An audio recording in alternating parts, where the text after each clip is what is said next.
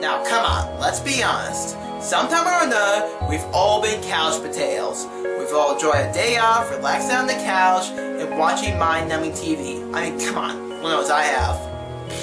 What's a job after all? Money.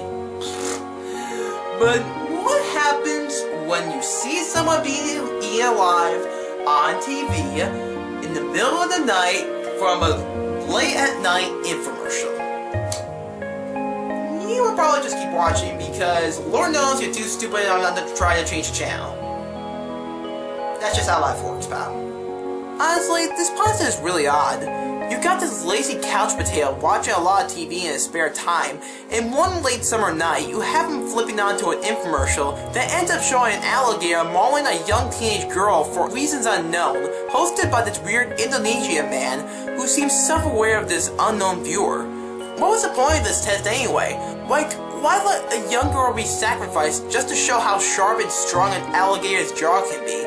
And what the fuck was with this host being so sadistic throughout the entire infomercial?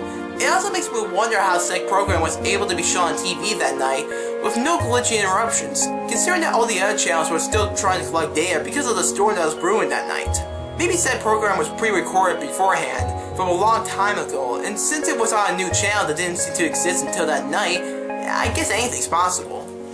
Also, what does ASKY even stand for anyway? Oh, I got it. Ask why. I just got that. It's so clever. You know what? Read the pasta anyway. It's worth a read. Even for that lame pun. I am what you would call a lazy son of a bitch. There are only a few things in this world that would appeal to me, and the effort itself to pursue one of those passions is not apart from those several things. So, because I don't have the will to go out and frolic like a fucking fool through a thunderstorm fresh field of tulips and daisies, which to be honest I haven't done anything outdoor related in years, I sit in front of my prestigious TV. It's nothing new or fancy. At my most generous guess, it would probably be 12 inches. The upside was that it was a flat screen. I also had satellite TV, which was another thumbs out, I guess. Sitting on your ass in front of an idiot box won't get you any success. It won't better your social life, and it sure as hell won't get you laid. But it has shown me many awful things that I'll be able to keep with me. I'll always remember one program in particular that has had me out of my seat, going through my neighborhood looking for the key to my own safety. It's all because of one of the programs I hate. Infomercials. I hate nothing more than seeing paid programming instead of an actual title. No info, no story. Just some host selling America its next top useless gadget. What made this infomercial much more different from all the others was not so much what they were advertising, but how they were advertising it. It was roughly 15 minutes long, and was aired late at night, like how most infomercials are. More and more, as hours pass, a new question pops up in my head.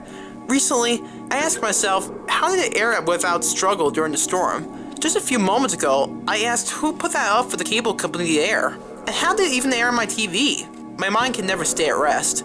I swear. It was roughly a month and a half ago when I was up during a humid summer night. I believe it was around 3 a.m. and it was storming out. Since I'm sitting on my gradually fanning ass in front of the idiot box, I start to get a little annoyed at the searching for signal message played for prolonged periods of time. When it did disappear, it was temporary and sometimes all that would play would be a digital glitch of whatever was playing at the moment, then right back to searching for the goddamn signal.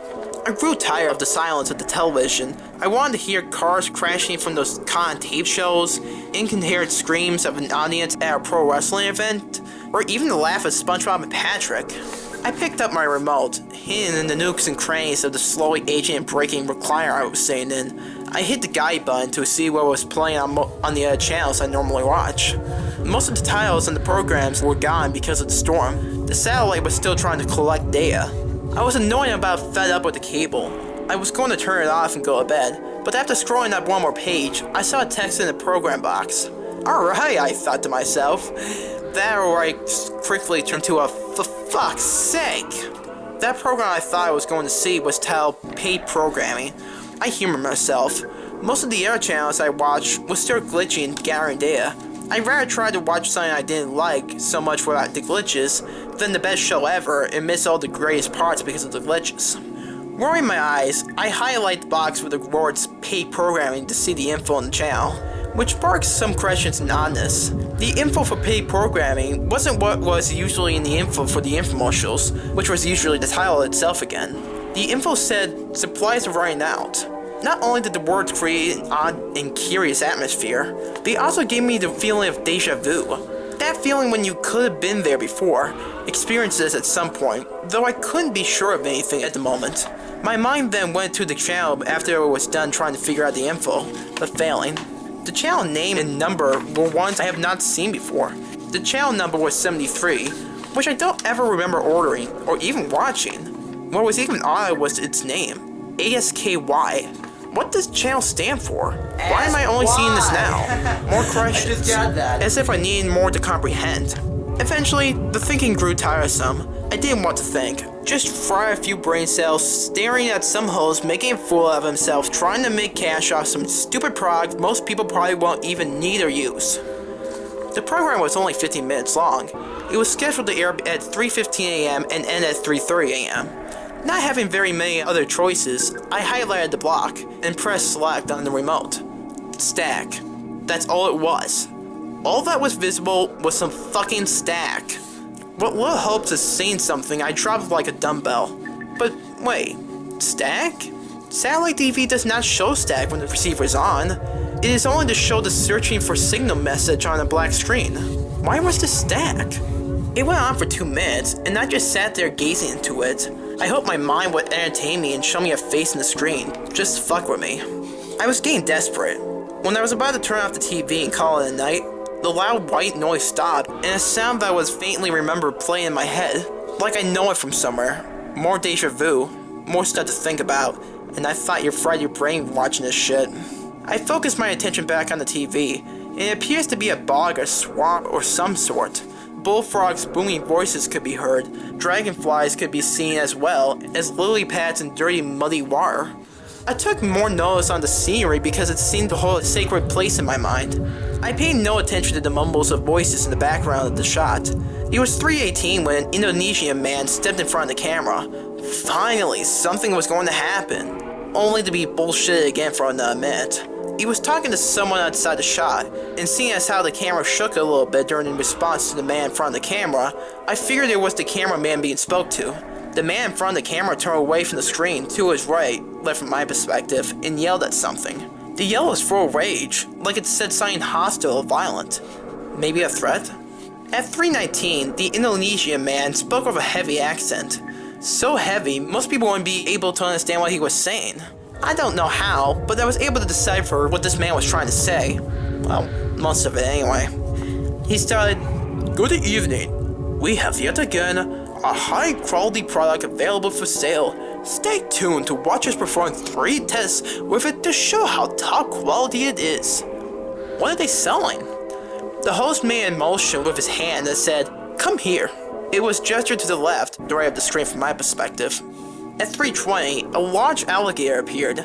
It had jagged and rough-looking skin, and its teeth looked like they were sharpened with hard mineral. It looked like something out of a horror movie. It wasn't that creepy though, because of all the deja vu moments. I felt like this could be very well be a part of them as well. At 3:21, the host said, "Okay, first, we will test the quality of this creature's skin." His hand reaches up above the view of the camera, and his hand something. Bringing it back into the view, we see it as a sharp, serrated blade. With absolutely no expression of fear whatsoever, the host casually walks up to the gator like it's a domesticated pet. My heart drops as he begins to saw at the skin of the gator. Very oddly, and to my prediction to what would happen, the alligator does nothing at all. He just lies down and takes the cutting like it's a normal thing. The host finishes up at 3:23 and says, "See? Not one scratch is left on the skin." He was telling the truth. Not one scratch could be found. I was almost impressed by it. I kinda wanted to see if it would cut. "We seem to be running out of time, so we shall begin the other 2 tests at the same time using the same subject." He said it all with a smile. "We shall test the cutting capability of the teeth and the power of the jaw." He backs away from the camera and looks to his right and screams. He makes a quick and violent gesture for whatever it is to get to wherever he was at. Screaming could be heard off screen. and the host got fed up and walked towards the source of the stream. At 3:25, the host walks back into the shot with someone over his shoulder, finding him to let him down. It appeared to be a teenage girl. She had on jeans, which seemed to be dirty from mud, and a long-sleeve shirt. She wasn't from anywhere that infomercial was being filmed. She had no accent, and in fact sounded American. What should have been a shock to me was simply an expression of indifference. The host was having trouble controlling the girl and gestured for help of the cameraman. The view shakes once more, and a fat man wearing a dirty shirt with khaki shorts on is now in the view. The cameraman picks up the girl's head by her hair and hits her in the face with a hard haymaker. The sound of the blow was impressive. It was enough to control her and settle her down, for the moment. It made it easier for the host and the cameraman to grab her by the wrists and ankles and toss her to the left, where the alligator was. That is when my heart dropped a little bit. The alligator wasted a little time. As soon as the girl landed with a thud, the alligator bit at her and consumed her entire arm. She let out a wail of pain to hear for the normal person, and with that was heavy gasping and sobbing. None of that noise lasted long though, as the alligator bit her neck from the side and consumed half of it. The screams and sobs turned to gurgling. Blood, I thought? The alligator let go of the neck and dug into everything else like it was a feast before death.